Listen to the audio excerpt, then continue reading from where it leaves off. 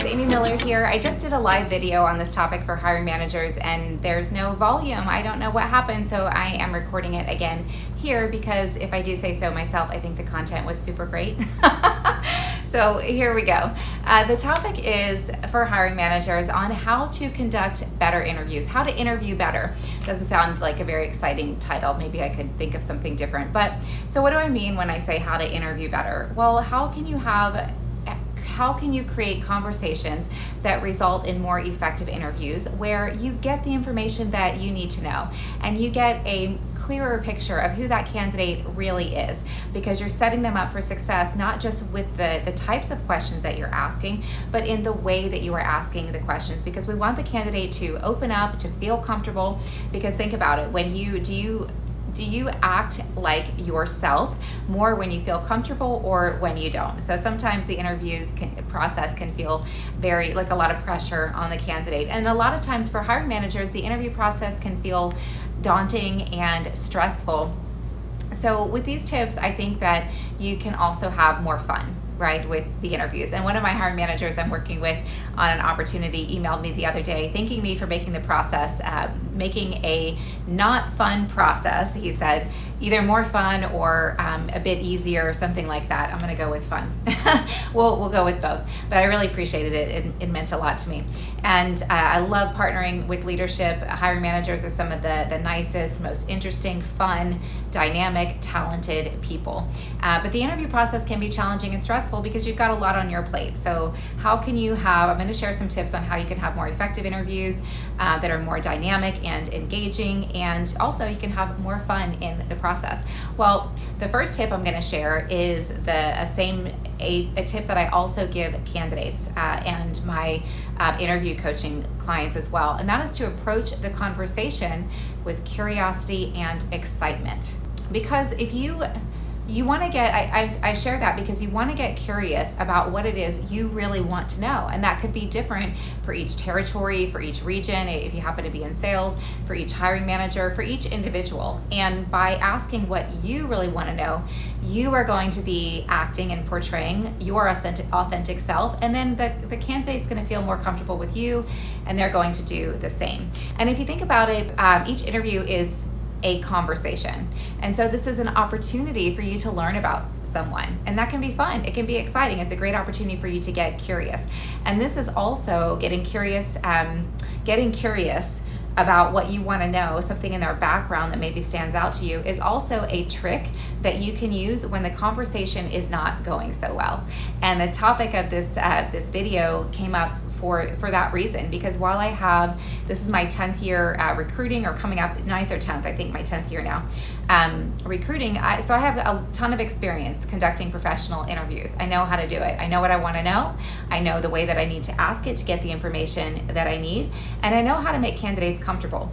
And I'm not nervous, for the interview, so I'm being myself. But you can ask yourself, if the interview is not going well, another thing that you can ask yourself, and I'll circle back, is how am I showing up? And this is why this topic is coming up. So the other day I was having some candidate interviews, and I noticed that a couple were not starting off particularly well. And I found myself, first I noticed that I felt annoyed. So pay attention to your emotions. How are you feeling? And then get curious about why you're feeling the way that you're feeling, because then you're going to find a solution. And the more often you do this, this brings you present, it increases your self-awareness, the quicker you're going to be able to change course.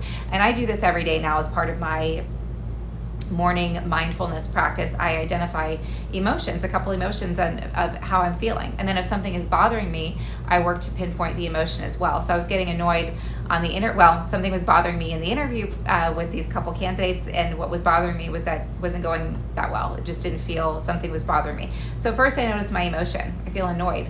Okay, well, why do I feel annoyed? I feel annoyed that he's taken a lot of time to answer the question, and he's giving me way more information than what I actually asked. I don't like that. Okay, but in looking at the candidate's background, he looked like the perfect ideal candidate. And I wanted to continue the conversation. Sometimes it is time and okay to go ahead and end an interview early, but if you're not sure and you want to keep the conversation going to learn what you need to know, then maybe you want to find a way to change the dynamic of the conversation. And you can ask yourself, how am I showing up? So I noticed that I thought, okay, well, how am I feeling today? I'm tired, and something in my personal life is bothering me a little bit today. So I'm not coming with my best. Okay, well, what do I have control over here? I don't have control over the fact that I didn't get enough sleep last night. I can control that tonight, make better decisions for myself, and I'll keep working through the personal thing. But what else? Well, how did I ask the question?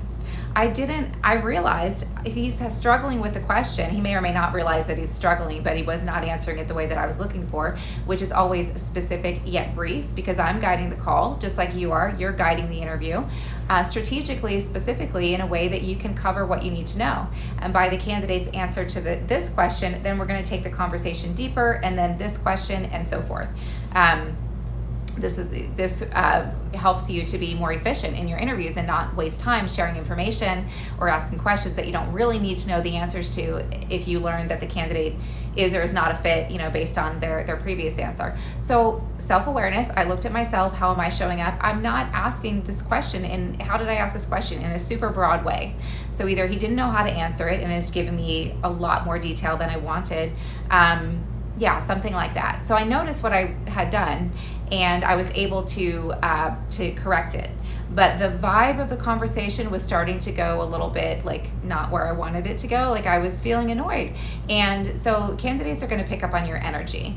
And if you're feeling annoyed, they're going to feel uncomfortable, and then you're less likely to get a clear picture of who they really are, because they're going to be on guard. So after I realized that I had not set him up for success to answer my question because of the way that I asked the question, I then, to switch gears and take the conversation in an upward direction, I got curious about something in his background that I was genuinely curious about. So I did medical sales prior to recruiting for the industry, but I haven't researched or sold every product out there. I don't know about every single space. And for me, so again, what you're curious about might be, and very likely will be, different than what I'm curious about. And how you can be yourself, which will make the candidate more comfortable, is to ask questions that you really want to know the answers to. So I wanted to switch things up and not, drill the candidate about what I needed to know if I was going to move them forward. But I wanted to get them talking, and I wanted to change the vibe of the conversation. So I found something in their background that I genuinely wanted to know about, and I asked them about it. And so they've got experience here. This is setting them up for success to present themselves with confidence, because they know about this area. They're very passionate about it. And I learned about the space and how they sell and their attitude and some of the challenges with that type of sale. And I learned about their leadership style. I learned about what they are looking for, and I could just sit back and relax and take some pressure off of myself and let the candidate talk. We want to get the candidate talking. So I was able to catch myself and switch gears by realizing how I was showing up, and that I didn't set him up for success with the way that I asked my question. And then I was able to just get curious about what I really wanted to know. And we ended up having a really dynamic and effective conversation, because I got the information I needed to know to feel confident that he's a good candidate, and I'm going to go ahead and present him. And then I had a similar experience with another candidate where it wasn't going that well. And again, it was the same day, so I was probably, I'm not going to say grumpy, but I was tired and whatever, and I wasn't crazy about the way the conversation was going. But again, in looking at her background, it was really strong. So I needed to change the dynamic. And again, I was very curious naturally about one of her sales roles and just that space in general. And in asking her about it, rather than asking more about what I need to know if she's going to be a good candidate, I actually do want to know about your experience here. And she's passionate about that space, and she had a lot of years working in that space. So it was easy for her to open up and talk and relax and just be herself. And so I learned what a great teacher she is, what a great clinical educator, how she relays clinical and technical information. I learned about the level of service that she provides her accounts. I learned about what she's passionate about and why, and that helped me to understand why she might be open to opportunities. So you can learn a lot by getting curious about what you really want to know. So in going into, to circling back a little bit, kind of recapping, to help you kind of take the daunting emotion and dread maybe of interviews, and lighten it up a little bit, you can approach each opportunity as with curiosity and excitement, each interview rather, with curiosity and excitement as an opportunity to learn about that candidate, for them to share a little bit of their story. And that's another thing that I love about recruiting that's very rewarding to me, is when I get to have these dynamic conversations with good people, these professionals that they're just great people, and it's a nice interaction and makes my day better. So you can have that experience too, by one, switching your mindset to approach the conversation with curiosity and excitement, and two, get curious about what you really want to know. Ask questions that you want to know the answers to. Have you ever been on the other side of an interviewer, of an interview, where you've been the interviewee, and you notice that you're not being asked good questions?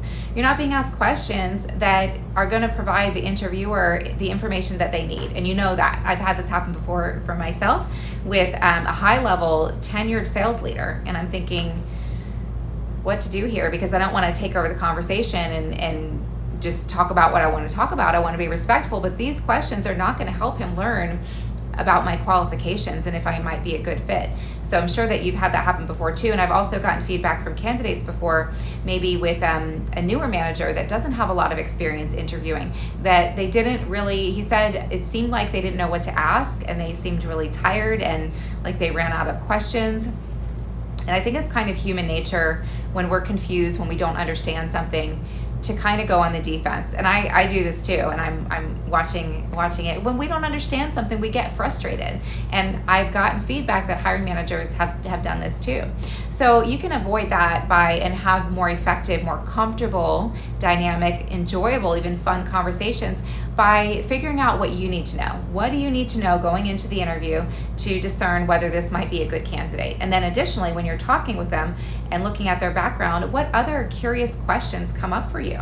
And then the way that you ask your questions is very important too. You want to ask your questions the way that you want your questions answered, specific and brief. This is going to give the candidate, set them up for success so that they can better answer the questions that you're looking for while being themselves and not feeling like they're put on the spot. So if you catch yourself doing any of the things that I caught myself doing, be easy on yourself. Awareness creates change. So hopefully you got some value from the video here. If you did, I invite you to like and subscribe to the channel. I've got lots of videos specifically for hiring managers. You can also check out my book, Ready, Set, Recruit, The Hiring Manager's Guide to Recruiting with Confidence. And check out my website. I'm going to soon be coming out with a mini course specifically for hiring managers. It is called Heed Your Intuition, Hone Your Hiring Process. And this is going to have pointers, tips, and concepts to help you do just that, make more lasting hires and with confidence. And you can also book a call on my calendar if you like to see if hiring, coaching, and or consulting might be right for you or for your organization. Thanks so much, and we'll see you in the next one.